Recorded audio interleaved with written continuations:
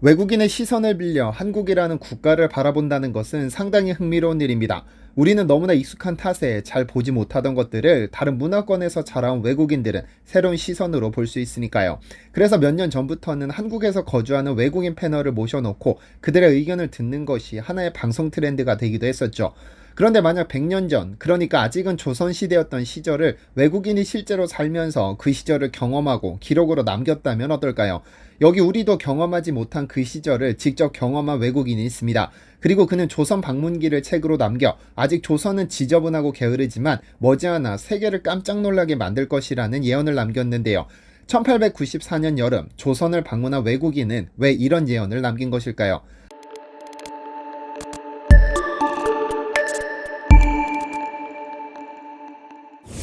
안녕하세요. 디스멘터리입니다. 지난 1994년 7월 11일 전후로 대한민국 육해공군은 갑작스러운 비상 경계령이 떨어졌습니다. 지지군도 숨을 낮추고 비상 상황에 대비하라는 군 통수권자의 강력한 요청이었죠. 전쟁이 발발한 것도 아닌데 비상 경계령이 떨어진 이유는 북한의 국가 비상 상황이 펼쳐졌기 때문입니다. 1994년 7월 8일 기습적인 남침으로 동족상잔의 비극을 불러온 당사자 북한의 김일성이 급성 심근경색과 심장쇼크로 사망하면서 전 세계는 물론 대한민국은 혼란에 빠질 수밖에 없었는데요. 김일성은 전쟁 범죄를 일으킨 전범입니다. 북한은 아니라고 우길지 모르겠지만 그 사실이 문서로 남아있죠. 한국 전쟁이 발발하기 2달 전 1950년 4월 10일 김일성은 박헌영과 함께 소련의 스탈린을 독대하고는 남한을 기습적으로 공격하겠다는 방침을 승인받았다는 기록이 러시아 정부가 제공한 한국전쟁 문서에 명확히 남아 있습니다.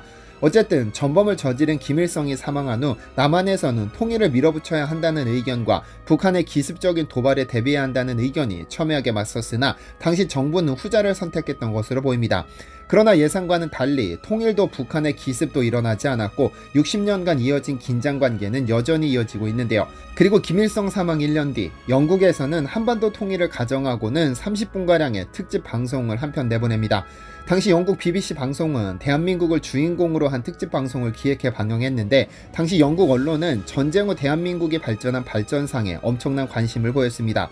불과 50년 전 폐허가 됐던 국가가 전 세계 유례없는 발전을 일으켜 세계 주류권으로 빠르게 진출하고 있는 것이 상당히 의외였을 것입니다. BBC는 앞으로 15년이면 영국을 앞지를 것이고 20년 안에 일본까지 따라잡을 것이다라고 예측하면서 그 배경으로 한국의 교육열 그리고 상상을 초월하는 투자 규모를 꼽았습니다. 당시 한국은 국민소득의 40%를 전부 산업건설에 투자하고 있었고 이미 1980년대부터 시작된 이러한 과감한 투자가 결실을 보고 있었습니다. 아직까지 완성 단계에 이르지 않았을 뿐 2010년이면 영국을, 2015년이면 일본을 추월할 것으로 내다본 것이죠. 그런데 이러한 예측의 바탕에는 한반도의 통일이 상정되었습니다. 북한의 김일성이 사망한 지 1년이 지난 만큼 이제 한반도는 통일에 좀 더 가까워질 것이라 예상하고는 통일된 한반도가 영국과 일본을 뛰어넘어설 것이라고 본 것인데요. 하지만 BBC의 예언은 틀렸습니다. 한국은 북한과 통일하지 않고 독자적으로 영국도 일본도 도달하지 못한 일을 이뤄냈습니다. 물론 아직까지 그 차이를 확실히 하기 위해서는 몇 년의 시간이 더 필요할지 모르겠으나 이미 상당한 분야에서 한국은 넘사벽 수준의 발전을 이뤄냈죠. 그런데 영국보다 100년이나 앞서 대한민국이 세계의 중심이 될 것이라고 예상한 외국인이 있습니다. 때는 바야흐로 1894년 여름 오스트리아에서 온 파란 눈 외국인 에른스트 폰 헤스바르텍은 나가사키를 출발해 부산에 도착합니다. 이후 배를 타고 서해를 거쳐 제물포와 서울을 직접 발로 누비면서 조선의 곳곳을 발바닥으로 점 찍듯 꼼꼼하게 여행하기 시작하는데요. 1894년은 500년 조선 역사에서도 대단히 특이한 해였습니다. 그해 1월 동학농민운동이 일어났고 6월에는 갑오개혁이 실시되었으며 8월에는 청일전쟁이 활발했습니다. 그해 조선을 방문한 그는 여행에 미친 남자였습니다. 귀족 출신인 덕분에 오스트리아에 가만히 머물기만 해도 세상상 아무 걱정 없이 살 수 있었으나 그는 전 세계 곳곳을 쉴 새 없이 누볐는데요. 1872년 유럽을 시작으로 1875년에는 서인도 제도와 중앙아메리카를, 이듬해에는 뉴멕시코와 로키 산맥을 거쳐 미국으로, 1878년에는 미시시피강을 직접 탐사했죠. 이후 티니지를 여행한 후로 아시아로 발걸음을 옮긴 그는 중국, 인도, 일본을 거쳐 내친김의 조선까지 발걸음을 옮겼는데요. 그렇게 그가 보고 경험한 조선에 대한 기록이 1895년 독일에서 조선 1894년 여름이라는 책으로 출간됐습니다. 우선 그의 책이 특별한 이유는 당시 1894년은 일본과 중국이라는 동아시아 두 강대국이 조선의 지배권을 차지하기 위해 대대적인 전쟁 준비를 마친 상태였습니다. 그만큼 중국과 일본, 조선의 정치적인 관계를 이해하기 가장 적합한 시기였으나 그때까지 서양에서 출판된 조선과 관련된 서적들은 그러한 상황을 다루지 못했습니다.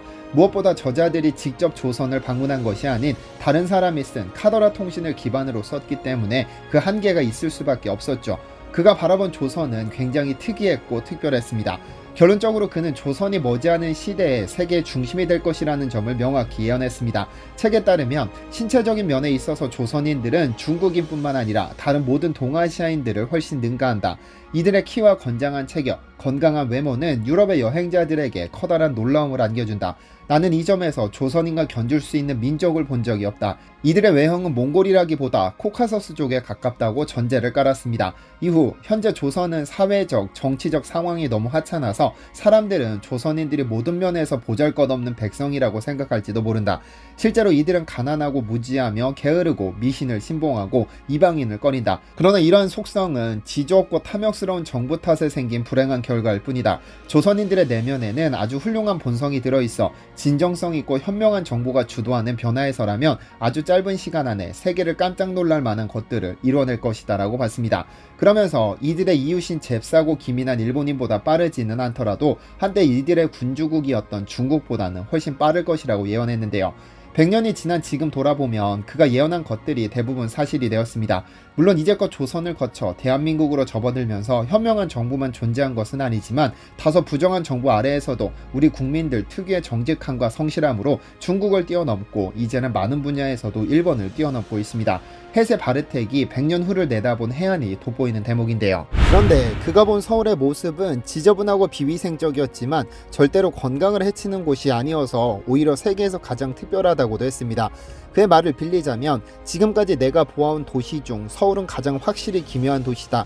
25만 명가량이 거주하는 대도시 중에서 5만여 채의 집이 초가지붕의 흙집인 곳이 또 있을까? 가장 중요한 거리로 하수가 흘러들어 도랑이 되어버린 도시가 또 있을까?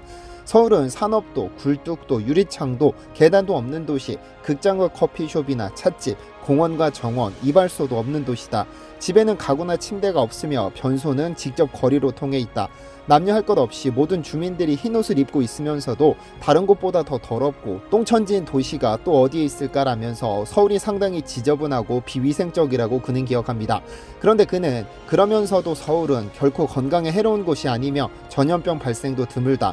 그 이유는 한편으로는 겨울이 매우 혹독해 여러 달 동안 눈과 얼음 그리고 추위가 전염병의 등장을 막고 다른 한편으로는 여름에 소나기가 우물을 씻어가기 때문이다라면서 서울이 겉보이는 것처럼 위험하지는 않다고 봤는데요. 그런데 그가 조선이 제대로 된 정부가 주도하는 변화에 놓인다면 세계에서 가장 훌륭한 민족이 될 수도 있다고 예언했던 것은 조선이 가진 독특한 교육열과 천재성에서 기인합니다. 사실 요 몇십 년 동안 한국인들은 글로벌 시대의 공용어인 영어를 참 못하는 나라로 알려져 있습니다. 일본이 그 아래에 있지만 한국도 그렇게 높은 순위에 있지는 않죠. 그런데 재미있는 사실이 있습니다.